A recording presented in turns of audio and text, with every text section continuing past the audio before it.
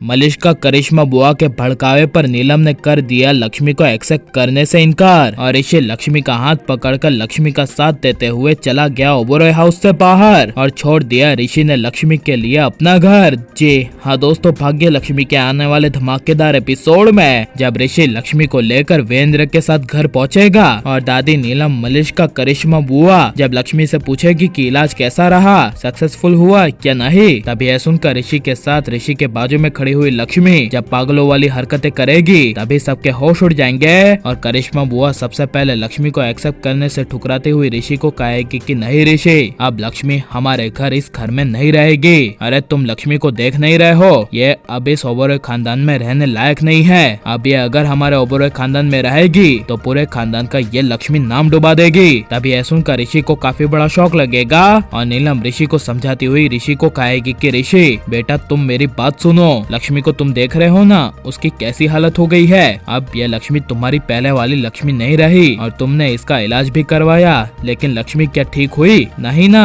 अब लक्ष्मी कभी ठीक नहीं होगी। अब ये पूरी जिंदगी भर के लिए पागल बन चुकी है, इसलिए हम इस घर में लक्ष्मी को अब कभी नहीं लाएंगे। तभी यह सुनकर ऋषि कहेगा पहले मेरा फैसला सुन लो, आप लोगों ने तो अपने फैसले सुना दिए, अब मैं बोलता हूँ। ये कहते हुए जब ऋषि अपने पापा यानी वीरेंद्र के सामने देखेगा और वीरेंद्र को कहेगा कि डैड मुझे एक बात बताइए, अगर लक्ष्मी की जगह मॉम होती और मॉम इसी तरह लक्ष्मी की तरह पागल हो जाती तो क्या आप मॉम का साथ छोड़ देते, या फिर ये बताइए कि आप जिससे सबसे ज्यादा प्यार करते हैं क्या उसको आप ऐसे ही छोड़ देते? तभी यह सुनकर वीरेंद्र कहेगा हरगिज नहीं, मैं कभी भी उसका साथ नहीं छोड़ता और ऐसी सिचुएशन में तो कभी नहीं। तभी यह सुनकर ऋषि नीलम लक्ष्मी के सामने देखते हुए कहेगा कि तो फिर मैंने तो लक्ष्मी से साथ रहने का वादा किया है और मैंने लक्ष्मी से वादा किया था कि मैं 7 जन्मों तक किसी भी हर सिचुएशन में साथ रहूंगा, चाहे दुख हो या सुख हो, मैं हमेशा लक्ष्मी के साथ रहूंगा। लक्ष्मी का हाथ मैं कभी नहीं छोड़ूंगा, चाहे कैसी भी परिस्थिति क्यों ना आ जाए। और मॉम मैंने आपको बताया था कि आप मुझे एक्सेप्ट करे या ना करे, इस घर में अगर लक्ष्मी को एक्सेप्ट किया जाएगा तो ही मैं इस घर में रहूंगा। अब जब इस घर में लक्ष्मी को कोई रखने के लिए तैयार नहीं है